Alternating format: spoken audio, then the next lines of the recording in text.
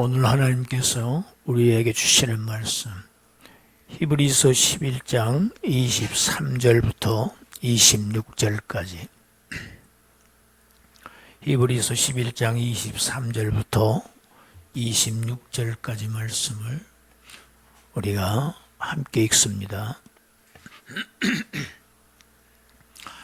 믿음으로 모세가 났을 때 그 부모가 아름다운 아이임을 보고 석 달 동안 숨겨 왕의 명령을 무서워하지 아니하였으며 믿음으로 모세는 장성하여 바로의 공주의 아들이라 칭함받기를 거절하고 도리어 하나님의 백성과 함께 고난받기를 잠시 죄악의 낙을 누리는 것보다 더 좋아하고 그리스도를 위하여 받는 수모를 애굽의 모든 보화보다 더 큰 재물로 여겼으니 이는 상 주심을 바라봄이라. 아멘.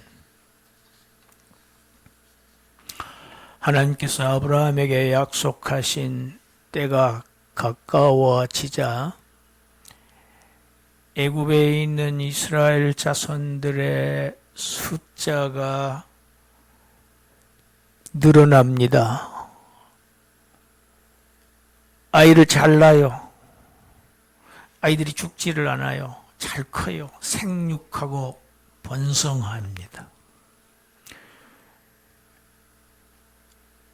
애굽에서 노예로 살고 있는 이스라엘 백성들의 수가 너무 많아지니까 애굽 왕 바로가 위협을 느낍니다.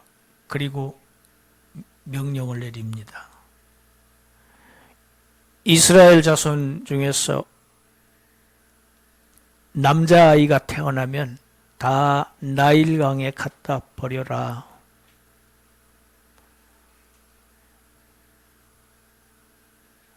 죽이라는 명령입니다.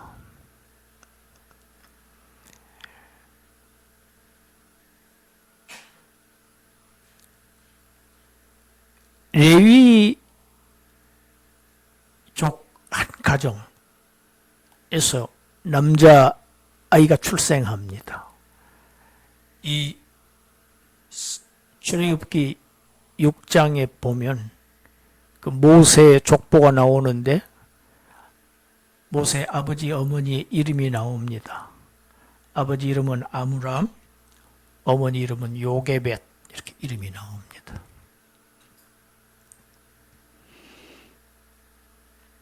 아들을 낳았어요. 왕의 명대로 하면 나일강에 갖다 버려 죽여야 합니다. 그런데 왕명을 어깁니다. 이 부모가. 어기고 석 달 동안 아기를 숨겨서 키웁니다.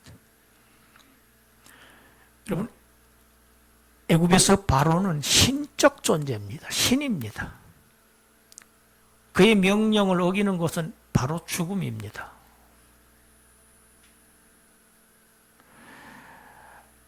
누가는 사도행전에서 이 사실을 이렇게 기록하고 있습니다. 사도행전 7장 20절부터 21절 우리 읽어봅니다. 그때에 모세가 낳는데 하나님 보시기에 아름다운지라 그의 아버지의 집에서 석 달 동안 길리더니 버려진 후에 바로의 딸이 그를 데려다가 자기 아들로 길렀다.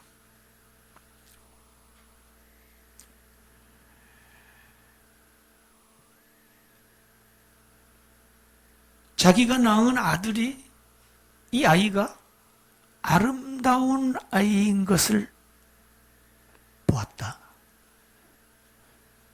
여러분, 이 말은 하나님의 보시기에 아름다운 아이인 것을 믿음으로 알았다는 이야기입니다. 하나님의 보시기에 아름다운 아이인 것을 믿었다. 하나님의 구속 계획을 이루시러 가는 데 있어서 이 아이에게 특별한 역할이 주어질 것이라는 것을 믿음으로 깨달았다는 얘기입니다. 이 부모들이. 이 아이는 보통 아이가 아니야. 그 하나님의 뜻이 있는 특별한 계획을 수행할 그러한 귀중한 아이임을 알았기 때문에 죽음을 두려워하지 않고 그를 키웠다는 얘기입니다. 여러분, 이 아므람과 요게벳의 믿음을 통해서 하나님은 이스라엘 백성 전체를 출애굽시키십니다. 할렐루야. 여러분, 이 믿음이 없었으면 모세가 있을 수가 없습니다. 모세 하나님의 백성의 그 출애굽을 인도할 역사가 이루어지지 않죠. 하나님은 이러한 신자들의 믿음을 통해서 하나님의 구속의 역사를 써내려 가십니다.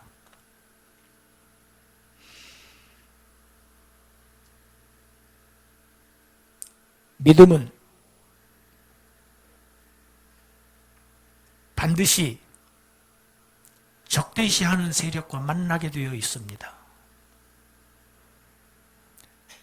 믿음은 반드시 위험이 따릅니다. 그러나 진정한 믿음은 반드시 거기에 맞는 행동이 뒤따르게 되어 있습니다. 위험을 감수하는 행위가 반드시 뒤따르는 것이 진정한 믿음입니다. 갓난아기들은 모든 것을 다 울음으로 해결합니다. 배고픔도 울음으로 해결하고, 불편한 것도 울음으로 해결하고, 아픈 것도 울음으로 해결하고, 심지어 배에서 난 것까지도 울음으로 해결합니다. 그렇죠?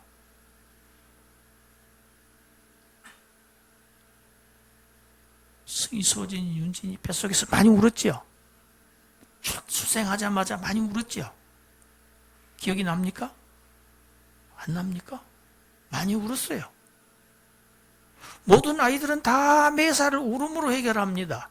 그런데 그 울음소리가 아이가 커져가면 점점 더 울음소리가 커집니다. 지금 왕명을 어기고 지금 몰래 키우는 이 아이의 이 울음소리가 밖으로 퍼지지는 않아야 되고 주위에서 전혀 눈치를 못 채게 해야 됩니다. 쉬운 일이 아닙니다. 이제는 불가능하다. 그것을 안 이 부부 아이를 갈대 상자에 넣어서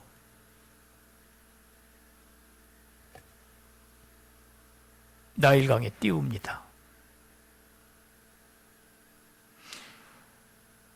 그런데 바로의 공주가 목욕을 하러 나왔다가 이상한 물체를 발견하고 한여를 시켜서 건져오라고 합니다.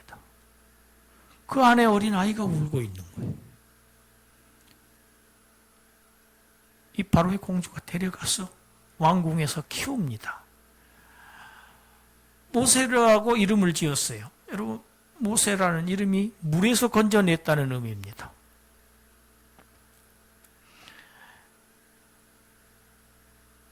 이 바로의 공주가 누구냐? 당시 여러분, 바로라는 거는 사람의 이름이 아닙니다. 이집트의 왕을 다 바로라고 부릅니다. 그러니까 그 당시에 애굽의 왕은 투투모스 1세라는 사람이 왕이었어요.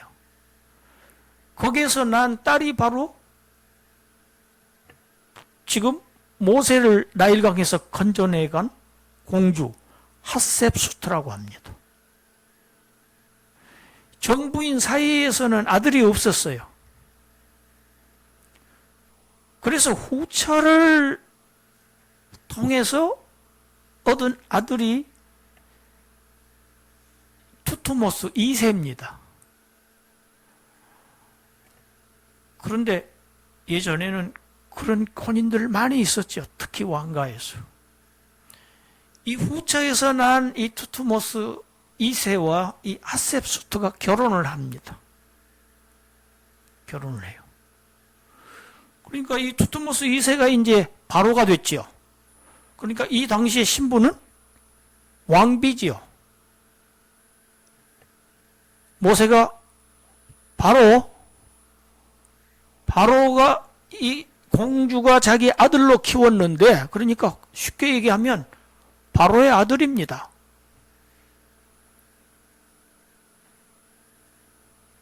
나중에 이 바로가 죽어요. 투트모스 2세가 죽습니다. 남편이 죽지요. 죽는데 누가 있느냐? 이 핫셉수트는 또 아들을 못 낳았어요.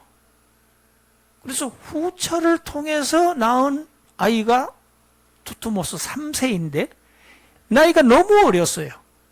아버지가 죽은 당시에. 그래서 공동통치를 합니다. 소위 이런 걸 섭정이라고 그러지요. 이 핫셉수트가 애굽을 다스리는 거예요. 1인자입니다.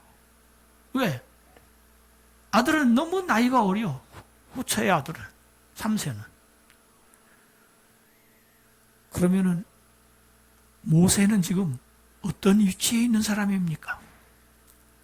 단순한 공주의 아들이 아닙니다. 애굽의 전권을 한 손에 쥐고 있는 그 핫셉수트의 아들이에요. 그래서 모세는 이렇게 왕실에서 애굽의 모든 고급 지식과 깊은 학문들을 다 연마했습니다. 그것이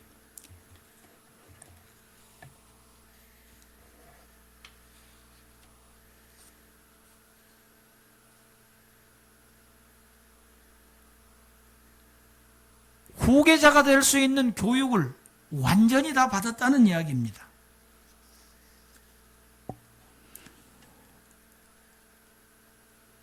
아주 호화스럽고 존귀하고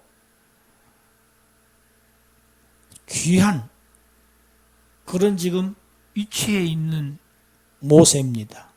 그런데 이 모세가 나이가 40이 되어서 어떤 일이 있었는지 우리 사도행전 7장 23절부터 25절까지 함께 읽습니다. 나이가 40이 되매 그 형제 이스라엘 자손을 돌볼 생각이 나더니 한 사람이 원통한 일 당함을 보고 보호하여 압제받는 자를 위하여 원수를 갚아 애굽 사람을 쳐 죽이니라. 그는 그의 형제들이 하나님께서 자기의 손을 통하여 구원해 주시는 것을 깨달으리라고 생각하였으나 그들이 깨닫지 못하였더라. 하나님의 역사는 참 인간의 지혜로 생각할 수 없는 그런 역사를 행하십니다. 아이를 낳지 않았는데 공주가 젖이 나오겠습니까? 아이를 살리려면 유모가 필요하겠지요. 그런데 너희가 건의를 합니다. 제가 이 아이를 위해서 보니까 히브리 아이거든요. 히브리족이거든. 히브리 여인을 제가 데려다가 젖을 먹이게 하겠습니다. 그렇게 해서 데려온 게 모세의 생모입니다. 그래서 모세의 생모는요, 돈도 받고 자기 아기도 키우고 그랬어요. 값을 쳐주겠다고, 왕실에서 값을 쳐준 거예요. 적게 받았겠습니까? 그러니까 돈도 벌고 자기 아이도 키웠어요. 모세의 이 자의식, 나는 히브리인이다 하는 것이 유모인 어머니를 통해서 전해질 것은 너무나도 분명합니다. 그 결과가 나이 40대 나타납니다. 나는 왕궁에서 이렇게 호화로운 삶을 누리고 있지만 내 동족 이스라엘 자손들은 노예로 날마다 무거운 짐과 매질 당하면서 사는 이들을 내가 어떻게 도울까? 돌봐야 되지 않겠느냐? 그러던 차에 한 사람이 너무 원통한 일을 당하는 것을 보는 거예요. 애굽인에게, 자기 동족이. 자기 동족의 편을 듭니다. 거기서 분이 나요. 너무너무 억울한 일을 당하거든. 그 애굽인을 쳐서 죽였다고 기록되어 있습니다.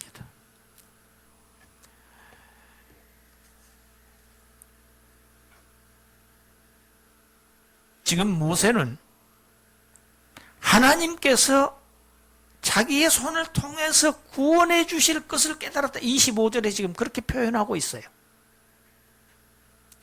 자기 동족에 대한 하나님의 약속이 분명히 지금 아직도 유효하고 그 시기가 가까워 온다는 것을 지금 본인은 믿음으로 그때 이미 알고 내가 내 민족을 구해내야지 하는데 자기 백성들, 이스라엘 백성들은 아직 그걸 깨닫지 못하고 있는 상태입니다.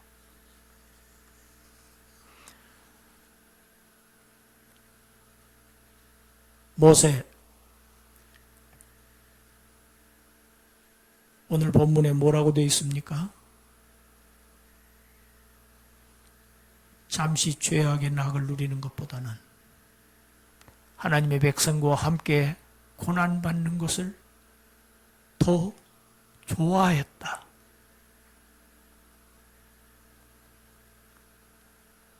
왕궁을 떠납니다.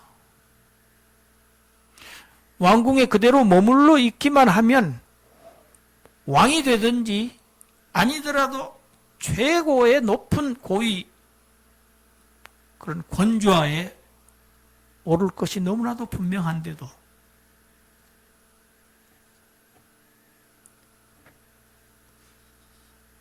모세는 그것을 거절했다. 오늘 본문은 거절했다라고 표현하고 있습니다. 호화로운 삶을 거절했다. 아주 높은 권세자가 될 것을 거절했고 오히려 고난을 스스로 택했다. 이것이 바로 모세의 믿음이었다는 것을 오늘 히브리서가 증언합니다. 모세는 자기 자신만의 안위를 버렸습니다. 대신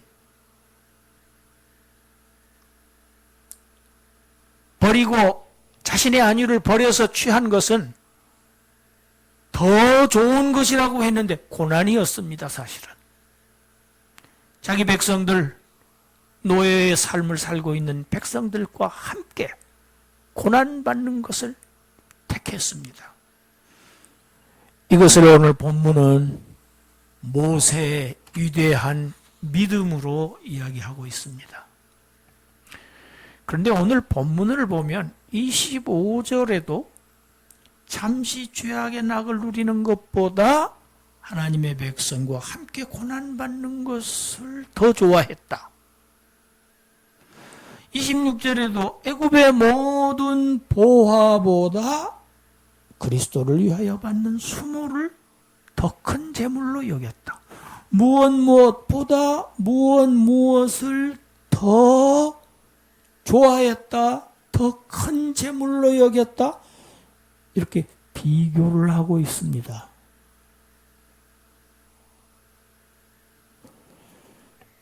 믿음은 현재보다도 미래에 더 가치를 두는 것을 믿음이라고 합니다. 믿음은 미래를 내다보는 것을 보고 믿음이라고 합니다. 모세가 어떻게 그리스도를 위해서 수모를 받는 것을 더 큰 재물로 여겼을까?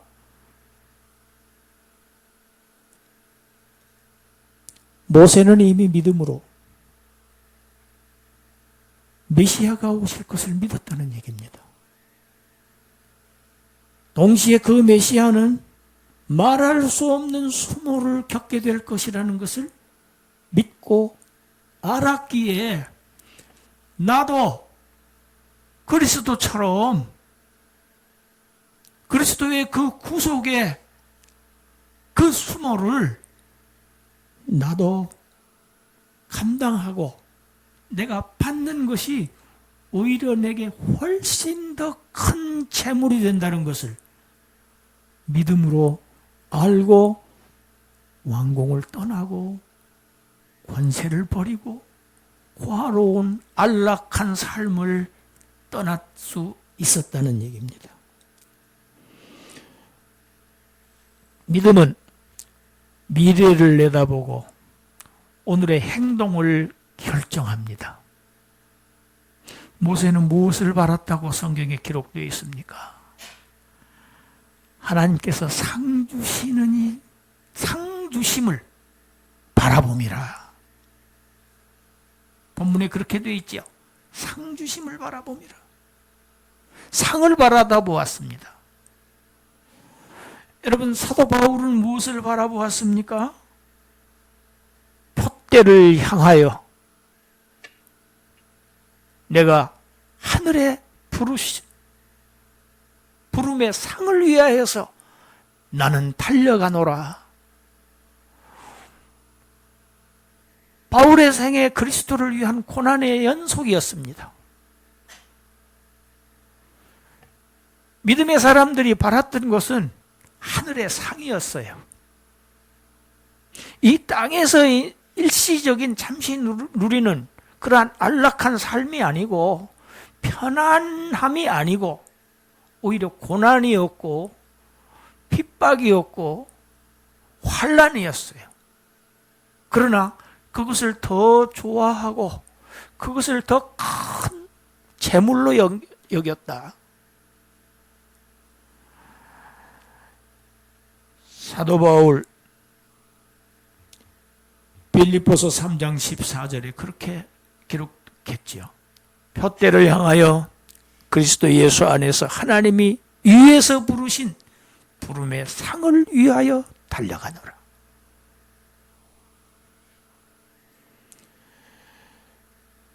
무엇을 결단했습니까? 결단한 것이 무엇입니까? 애굽의 모든 보화를 버리는 걸 결단했습니다. 안락한 삶을 포기하는 것을 결단했습니다. 바울은 내게 유익하던 모든 것을 다 잃어버렸다. 배설물로 여겼다. 쓰레기로 여겼다. 다 버렸다. 그들은 무엇을 취했습니까? 그리스도를 위한 수모, 그리스도를 위한 환난, 고난을 오히려 더 기뻐했다. 이것은 그리스도를 바라보는 믿음이었어요. 모세는 바라보는 믿음이었고 바울은 자기를 구원하신 그리스도를 위에서 받는 그러한 모든 역경의 삶을 오히려 더 기뻐했다. 여러분, 고난을 기뻐하기는 쉽지 않습니다. 무엇이 믿음이냐? 그리스도를 위한 고난을 오히려 기뻐하고 감사하는 것. 이것이 빌립보서 전체의 주제입니다. 감옥에서도 기뻐한다고 그랬어요. 돌에 맞으면서도 기뻐한다고 그랬어요. 맞으면서도 기뻐했어요.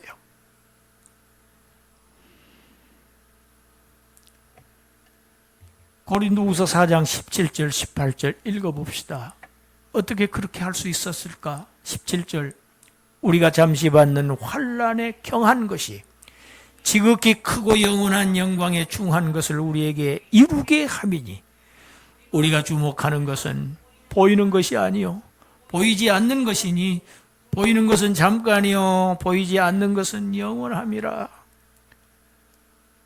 지금 환난을 받고 있어. 그런데 그 환난은 가벼운 거야. 상대적으로 가벼운 거야. 왜? 이 지금 내가 받고 있는 이 환난이 지극히 크고 영원한 영광을 우리에게 이루어 주는 이 재료가 된다.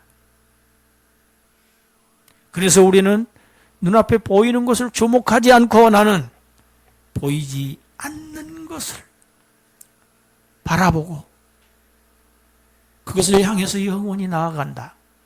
지상의 삶을 살고 있다. 무엇을 주목할 것이냐?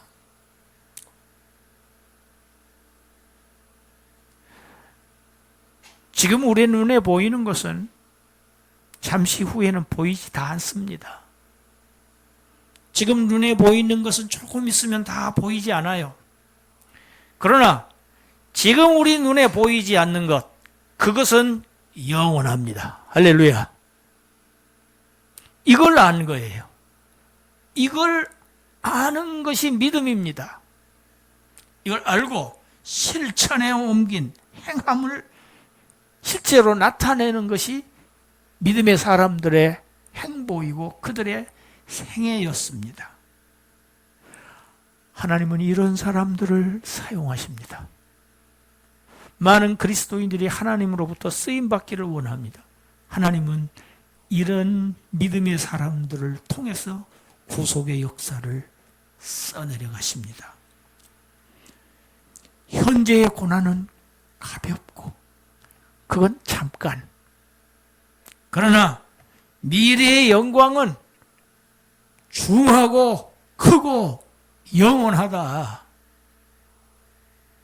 무엇을 더 가치 있게 보느냐, 무엇을 더 가치 있게 여기느냐, 귀하게 여기느냐, 이것이 믿음이 있고 없고의 차이입니다. 우리 히브리서 11장 6절에 믿음이 없이는 하나님을 기쁘시게 할 수 없다고 했습니다. 하나님을 기쁘시게 하려면 그가 계신 것을 믿어야 되고, 다음에 그가 상 주시는 이심을 믿어야 할지니라.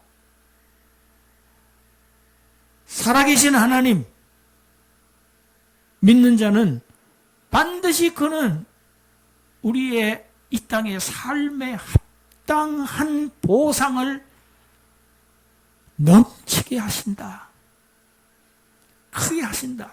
영원히 하신다. 이것을 믿어야 한다. 하나님은 이런 사람들을 기뻐하신다.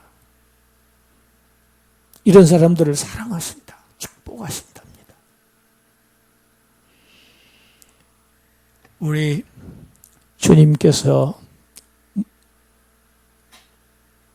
산상수훈에서 뭐라고 가르치셨는지 마태복음 6장 19절부터 21절까지를 함께 읽습니다.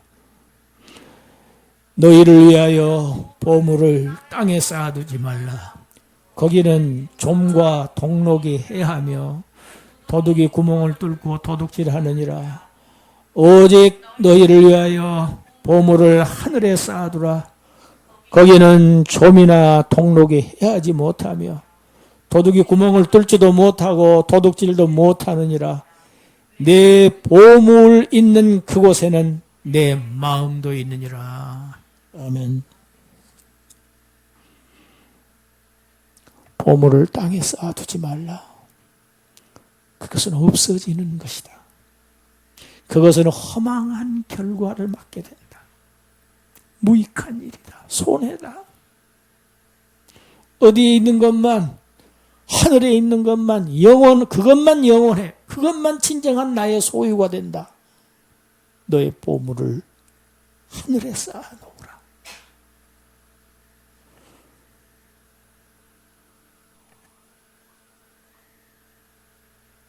마음을 하늘에 두고 날마다 하늘의 보물을 쌓아가시는 그러한 저와 여러분이 되시기를 주님의 이름으로 축원합니다. 기도합니다. 하나님,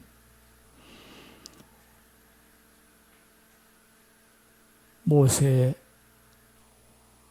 부모들의 모두 믿음을 통해서 하나님의 구원의 역사를 써내려 가시는 이 과정을 저희들이 오늘 배웠습니다. 왕궁의 호화로움과 그 권세를 버리고 오직 예수 그리스도를 위한 그 고난의 삶을 오히려 더 기뻐했던, 즐거워했던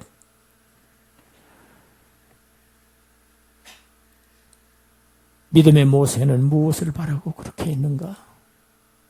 하늘의 상을 바라봄이라. 오늘 이 땅에서 고난의 삶을 살고 있는, 객지의 삶을 살고 있는 저희들, 우리 본국으로 돌아가서 거기에서 진정한 우리의 소유가 될 우리의 보물, 땅에 쌓지 말고 하늘에 쌓아놓는 그러한 지혜로운 자들이 되게 하여 주시옵소서.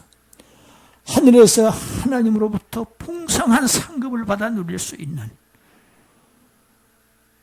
그때를 위해서 오늘을 사는, 미래를 위해서 오늘을 사는 그러한 영리한 사람들 삶을 살게 하여 주시옵소서. 예수님 이름으로 기도드리옵나이다. 아멘.